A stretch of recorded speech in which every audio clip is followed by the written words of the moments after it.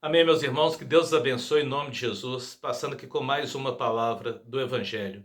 Hoje trazendo uma palavra que talvez você nunca tenha ouvido alguém pregar.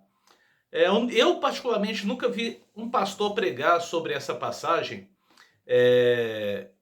Não sei se talvez por medo da interpretação ou para manter as ovelhas ali debaixo da liderança deles, porque muitos gostam de dizer que tais pessoas, por terem um membro da família que vive na prática do mal, que se levanta contra ela, talvez não seja um bom administrador do lar, talvez tenha que se consagrar, precisa mudar, porque muitos líderes gostam de falar isso das ovelhas. Mas você que é uma pessoa temente a Deus, que anda em retidão, assim como Jó, e Jó passou por isso, inclusive na sua família, ele perdeu tudo, tudo foi tirado, e a sua esposa era contra ele. É, Moisés teve problema com a esposa e vários outros homens de Deus teve problema com a esposa ou com os filhos. Mas alguns líderes, alguns pastores gostam de endemonizar essa situação. E eu quero trazer uma clareza, com clareza aqui para vocês. O livro de Romanos, capítulo 9, ele nos dá alguma direção sobre essas pessoas que estão no nosso meio. Pode ser um familiar, seu cônjuge, filhos, seus pais, seus irmãos, pode ser alguém do trabalho. E muitas vezes dizem que é pessoa que é enviada por demônio para te atormentar. Mas olha o que a Bíblia diz. Romanos capítulo 9, a partir do versículo 11.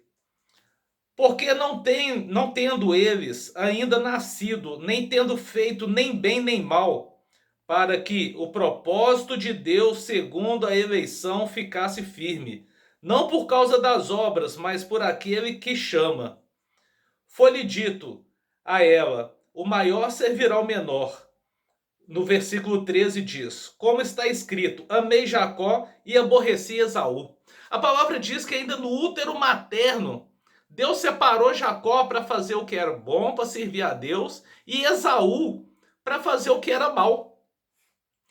No útero materno, antes de qualquer obra, Deus já não gostava de Esaú, já aborreceu Esaú, porque ele seria uma pessoa predestinada a fazer o mal. Então, sim, a Bíblia diz que pessoas já nascem predestinadas para fazer o mal. Olha o que a Bíblia continua falando aqui no versículo 16. Assim, pois, isto não depende do que quer, nem do que corre, mas de Deus, que se compadece. Deus preparou pessoas para fazer o mal. Deus preparou pessoas para ser pedra de tropeço no caminho de muito crente. Eu nunca vi uma pregação dessa. Pode existir. Versículo 17. Porque diz a Escritura: a Faraó, para isto mesmo te levantei, para em ti mostrar o meu poder, e para que o meu nome seja anunciado em toda a terra. A palavra está falando que Deus levantou o Faraó exatamente para impedir a caminhada do povo hebreu, para que através do poder de Deus libertador, as pessoas vissem ali a obra de Deus e glorificassem o nome de Deus no que ele fez contra Faraó, o homem levantado pelo próprio Deus. Assim como lá em Jeremias, eu não lembro se 24 ou 25, Deus chama Nabucodonosor de meu servo, porque ele levou o povo de Deus ao cárcere.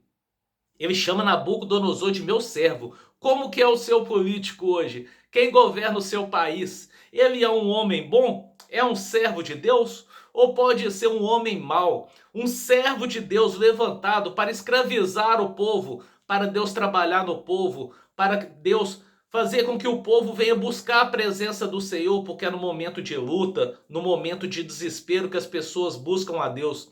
Então ele levanta líderes, assim como levantou Faraó, assim como levantou Nabucodonosor para ser pedra de tropeço no nosso caminho, para nós ter uma vida dependente de Deus e sabendo que as vitórias que nós recebemos vêm de Deus, os livramentos que nós recebemos vêm de Deus. Versículo 21. Ou não tem o oleiro poder sobre o barro para da mesma massa fazer um vaso para honra e outro para desonra? A palavra está falando aqui que Deus tem o poder para fazer um vaso de honra e um vaso de desonra da mesma massa. Vaso na Bíblia é servo, é quem trabalha para Deus, é quem está à disposição de Deus. Deus vai encher esse vaso com aquilo que Deus quiser. Ele vai preparar essa pessoa para ser bênção ou ser maldição. Versículo 22. E que direis se Deus, querendo mostrar a sua ira e dar a conhecer o seu poder, suportou com muita paciência os vasos da ira, preparados para a perdição? Então Deus vai usar essas pessoas, vasos de desonra, querendo mostrar a sua ira, para se levantar contra o seu povo, para escravizar o seu povo.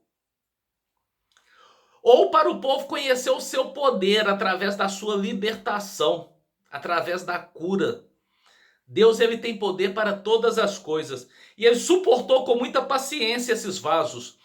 A palavra diz suportou com paciência, pode ser tanto não destruí-lo como mantê-lo de pé. Deus tem poder para destruir, mas também tem o poder para manter essas pessoas de pé, preparados para a perdição. São vasos de ira, já são preparados para a perdição. Deus é o oleiro, ele pode fazer o que ele quer, mas independente da vida dessa pessoa, no decorrer da sua vida, sempre terão oportunidade de se arrepender e pedir perdão. Assim como o bandido na cruz, ele deu ali oportunidade para os dois, do lado de Jesus, de se arrepender e pedir perdão. Um aproveitou, o outro não. 23. Para que também desse a conhecer a riqueza da sua glória, no vaso de misericórdia, para a glória já dantes preparou, os quais somos nós, versículo 24, a quem também chamou, não só dentre os judeus, mas também dentre os gentios. Então, através da vida desses vasos de desonra, Deus irá nos levantar, nós, os quais somos nós, a quem também chamou. Nós que somos servos do Senhor, Deus coloca pessoas no nosso caminho, pedra de tropeço, servos para nos testar, para nos provar, para que nós possamos buscar a presença de Deus e ver a glória de Deus na nossa vida, ver o agir de Deus. Deus nos dá o suporte e o sustento. Deus supre as nossas necessidades. Nós não precisamos brigar contra essas pessoas, nós não precisamos amaldiçoar essas pessoas. Deus não tirou a mulher de Jó da vida dele. Jó se manteve casado. Deus restaurou tudo em Jó, inclusive mantendo a esposa dele. A Bíblia não é clara em dizer qual foi a condição da continuação daquele casamento, mas mesmo que tenha sido aquela mulher que o desonrou quando disse para ele abandonar a Deus e morrer, Deus pode manter esse homem de pé, firme, do lado de uma mulher como essa, porque é para a glória do Senhor, é o que diz aqui no versículo 23, os quais nos chamou para vivermos a glória dele, mesmo que na presença dessas pessoas. Não adianta expulsar demônio, porque estão ali a serviço do Senhor. Primeiro a Reis, se eu não me engano, capítulo 20 ou 22, a palavra diz que Deus queria castigar o rei, e ele perguntou para os seus anjos, quem poderá fazer algo? E um dos seus anjos diz, eu farei, eu enviarei espírito de engano para o meio dele. E 400 profetas que receberam esses espíritos de engano, profetizaram mentira para esse rei. E ele foi a uma guerra e morreu. Assim aconteceu. Porque Deus, todos, até Satanás é servo de Deus. Todos podem servir a Deus. E inclusive os vasos de desonra. Inclusive espírito de mentira e de engano. Para perverter uma família, uma situação, um ministério. Ele é Deus e pode todas as coisas. Então, glorifique a Deus nas suas lutas, nas suas dificuldades. Abençoa aquele que se levanta contra a sua vida. Quem é pedra de tropeço na sua vida, ele pode ser um enviado de Deus para te fortalecer, para te fazer crescer. E para que o nome de Deus seja glorificado através das suas lutas, da sua dificuldade e do seu sofrimento. Pode ser seu filho, seu cônjuge, seu pai ou sua mãe.